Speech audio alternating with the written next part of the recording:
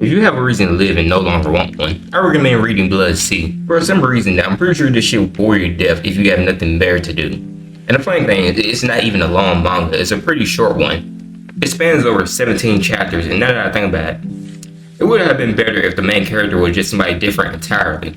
Speaking of which, in this video I'm mainly just going to be talking about the main character, Seiya. And I'm also really just going to be referencing the manga instead of the anime. Just because if I reference the anime, YouTube will beat me like I stole something for having their clips on here. So going off that, let's start with the first chapter where we met Seiya and she give off the impression that she's a clumsy shrine maiden. Throughout the first chapter, there really isn't no action because it just portrays her as just having a slice of life show, or manga for that case. Until it nears the end of the first chapter where she's summoned by her father to reveal that her duty is to kill ancient ones, or aka monsters. And because of this, really, I feel like this whole premise was just boring. Because of the fact that there was no build up to this moment whatsoever. And even if you're just not looking at the manga, if you go to watch an anime and look at the whole first episode, it's really nothing but slice of life. And then when the show finna end out, imagine you just call to your father's office, okay, go kill the monsters for daddy. And then that's it. And yes, I know there are other anime that does the same thing and ends up being good, but not in this case because there's no redeeming qualities later on down the line for the season.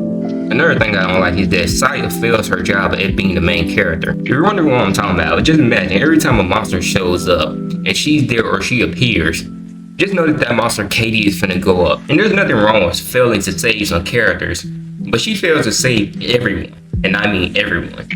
If you are in danger and you see her, you're guaranteed to die. They do try to expand on her character close to the end of the manga, but at this point I just feel like it's too late. Like how they added certain plot twists and things to the end to show that she's a deeper character than she actually is. I'm not going to mention the plot twist though, because I feel like if you really care, you can just go watch the anime and then read the manga.